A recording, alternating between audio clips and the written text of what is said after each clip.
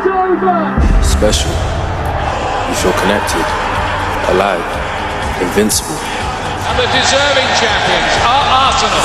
Arsenal are Premier League champions. You did it. Champions go on when others stop. This is your time. 10 weeks from today, somebody somewhere will lift the Premier League trophy, and it just might be Arsenal. Saka's corner. Kubbaa miilaa jechuun yeroo kubbaa miilaa jechuun yaaddannoodha. Gaaf tokko ni milkoofna jedhanii waggoota hedduuf kilaba isaaniirraa deebii osoo hin argatin ijji isaanii daqiiqaawwan 90f osoo adda hin citin dirree kubbaa miilaa kan ilaalan yaaddannoo deeggartoota kubbaa miilaan. Jireenyi ni jijjiirama, umuriin isaanii osoo deemu deeggartoota faallaan osoo tuffatamanii onneen isaanii irra deddeebiin osoo camuu yoom akka milkaan osoo hin beekin hundumaa saggoo isaanii irratti baatanii guyyaa milkaa'inaa kan itti eeggatan yaaddannoo deeggartoota kubbaa miilaati. Eegumsi waggoota 22 kan Arsenal injifannoodhaan goolabameera. Kun yeroo ta'u garuu imala deeggartoota amanamoo biratti waan meeqatu darbame. Arsenal deeggaruu jechuun biyyoo gogaa irratti biqiltuu dhaabanii yoomnaaf lalifti jedhanii eeguudha jechuun deeggartoonni faallaan waggootaaf itti qoosaniiru. Jechoonni kunneenii fi kanneen biroo saggoo deeggartoota dhukaastota irra deddeebiin arrabsamaniiru. Yeroo hundumaa miinzee saatii xumuraa irratti meeshaatti kenname kan hiikan waggaadhaan bara abdiitti dhuftu ni milkoofnaa Netflix jedhamuun itti qoofameera. Boquu cabsanii amanamummaadhaan kan itti fufan waggoota hedduu kan eegan amma guyyaan waan bariteef fakkaata.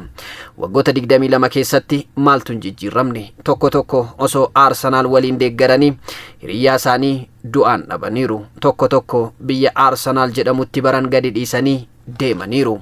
Fooyituu kilabichaa ijoollee isaaniif dabarsanii kennuun maatiin boqotan lakkoofsaan muraasa miti. Ijoollummaatti jaalatanii maatii horatanii shaampiyoonummaa isaa kan dhandhamanis jiru. Adoolessi yeroo ga'u abdiidhaan jalqabanii eebila irratti abdiin isaanii akka daaraa bakka bu'ee dhabanii waggaan kan itti abdii horatan lakkoofsaan hin ibsamu.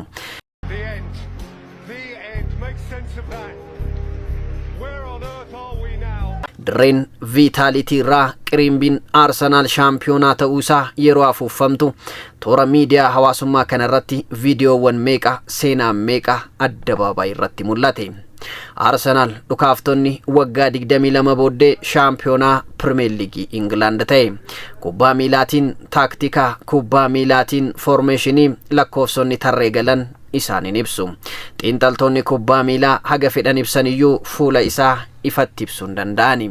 Hanga fedhan ta'anii hanga isaan ta'aniif deebii kan ittiin arganne humna isaanii guutuun kilaba isaanii kan deeggaran kubbaa miilaa maal fakkaatti yoo jette isaan keessaa argachuu dandeessa.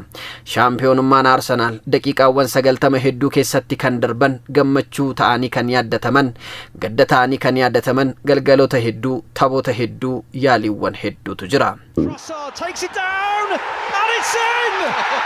Still Eza, good feet. Eza, 2-0! Bit of space, shot comes in, it is 3! Oh my God! And it's Eza again! Well, this time Zubeveni and Richarlison has gone early. Tried to lob right, that's a fantastic goal. Inside, Eza, on for the hat-trick! 4-1 to Arsenal! Kan obsanni injifatu kan addaan hin kunne milkaa'uun waan oolu miti. Warri cabanni fayyu, warri abdii kutatan akka haaraatti ni ka'u. Waggoota 22 yeroo gaddii fi bubbeen gidiraatti bubbise irraa ka'uudha. Fooyituu Arsenal kanaan taphattoonni hedduun itti wal jijjiiraniiru. Waggoota 22 booddee kan carrooman garuu waraana Mikel Arteta kana qofadha. Taphattoonni abdiitti godhatanii dhufan kilabni kun waancaaf hin uumamne jedhanii gadi dhiisaniiru. Robin van Persie haga Alexis Sanchez Arsenal waancaa nyaatu jechuun kilaba biroo yeroo imalan laphee deeggartoota kanaa yeroo meeqa cabsaniiru. Kun toora YouTube Oromoof Sportidha. Yeroon isaa ammoo yeroo deeggartoota Arsenal faarsinurra jirra. Hiriyoota keessaniif sheer gochuun seenaa akka hojjetanis nan barbaada. Absolutely unstoppable. Drives it in. This one's more difficult to deal with. And it's Gabriel again. Back to Willian, inviting it. Absolutely unstoppable. Drives it in.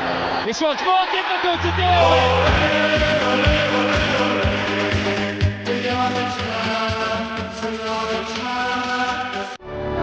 Bukayo Saka's corner. Jireenya isaanii irraa hir'isanii kilaba isaaniif yeroo kan kennan halkanoota hirriba malee imalaniif injifatamuu fi kufaatii kilabichaa saggootti baatanii warra eeganiif guyyaa cidhaa caalaa gammachuu qaba. Gareen Andooni Iraola Bournemouth Manchester City qabxii gachisiisuun yeroo dhagahamu kaamni London bifa diimaa uffatee bule. London irra darbee addunyaa mara keessatti qirimbiin Arsenal waggoota 22 booddee shaampiyoonaa ta'uu caalaatti afuufame. Biyyoota Afrikaa garagaraa keessatti kilabni kun hangam keessi isaanii seenee akka jiru kan agarsiisu bifa bilisummaa fakkaatuun addabaabaayii irratti maraatanii argamanii. Direewwan Arsenal irratti taphatu hundumaa imaluun arrabsaman dandamachuun kan du'e awwaalaa waggoota 22 booddee Super Mikel Arteetaan halkan isaanitti kiise ture. Balbala koo fuuldura taa'een ibidda qabsiiseen foon waaddachaa osoo hin jiru daqiiqaawwan hedduu booddee ilmi koo inni xiqqoon dhufe. Abbaa koo milkaa'eera, abjuun keenya raawwateera naan jedhe. Ilmi koo hangafaa fi haati warraa koo imimmaan harcaasaa yeroo gara koo dhufan dubbinnaaf gale. Yeroo sanatti waggoota 22 ol duubatti deebi'een Arsenal yaaddadhe. Amma ifatti maal akkanatti dhaga'ame sinitti himuu hin danda'u. Garuu deeggartoota kilabichaa abdii kutannaa malee deeggaraniif isaaniif mala jechuun kan dubbate ajajaa waraanaa kilabichaa Super Mikel Arteetaadha. Arsenal halkan shaampiyoonaa ta'uu isaa mirkaneeffatetti deeggartoonni kilabichaa daandiiwwan gurguddaa addunyaa kanaa uwwisan. Dirree isaanii Emirates irraa kan eegale hanga daandiiwwan Boolee irratti gammachuun wal make. Halkan sun miidiyaan kanaan dura jibba kilabichaa faarsu gammachuu fi boo'icha deeggartootaa sana gabaasuuf hirriba dhabanii bulaniiru. Ewan Wright dirreen ala bahuun deeggartoota waliin gammachuu isaa ibsachuuf wanti isa dhorkeen jiru. Taphattoonni kilabichaa shaakalarraa deebi'an tapha Bournemouth booddee gammachuu isaanii haalaan ibsatanii nuti shaampiyoonota jechuun faarsanii. Muummichi ministeeraa Ingiliz Keir Starmer deeggaraan Arsenal umurii guutuu namichi tikkeettii Arsenal taphoota taphatu hundumaarratti daawwachuuf kutan akkas jedhanii. Waggaa 22 sadheeraa sana dhumarrattis dhufneerra, dhumarrattis dhaqqabneerra, shaampiyoonaa taaneerra jedhanii barreessanii. Deeggaraan Arsenal beekamaan Piers Morgan gammachuudhaan shaampiyoonii yeroo banu mul'ate. Akkas jechuunis barreesse. Kun kennaa Mikel Arteetaati, yeroon kan Arteetaati.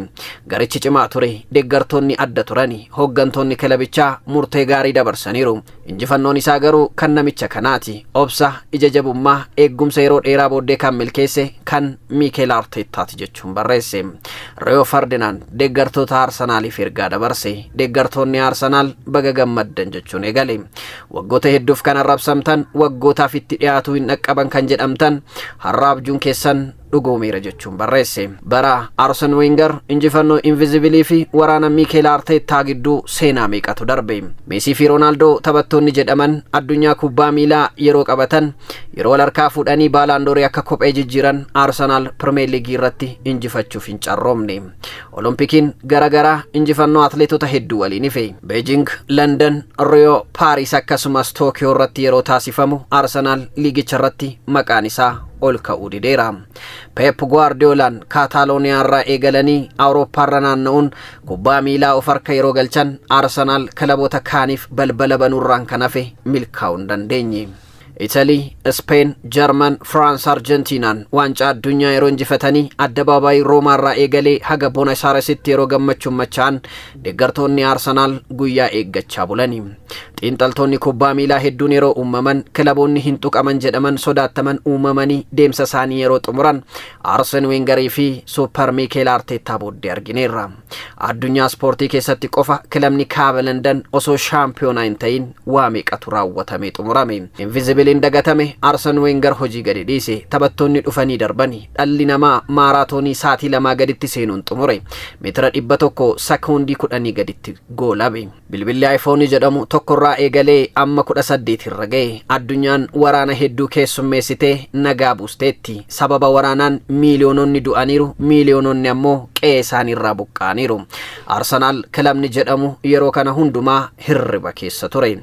bara kana qofa leenjiftoota meeqaan arrabsamanii kilabni Arsenal jedhamu seera mataa isaa hin qabu ruguttaa rogaa qofa argachuuf qofa kan taphatan taphni isaanii hawwataa miti jechuun Fabian Huzler isaan qeeqe Arne Slot ifatti baasee falaasamni Mikel Arteta akka hin tolle dubbate Mikel Arteta yeroo kamiyyuu caalaa kilaba shaampiyoonummaaf morkatu bara kana hundeessanii milkaanii Martin Odegaard, Declan Rice, Eze Zubamendi, Mikel Merino dabalatee waraanichatti seensise Bukayo Saka, Trossard fi Victor Gyökeres David Raya ammoo karra eegaa taasisuun addunyaa 2025-2026 gammachuun aangoolabani.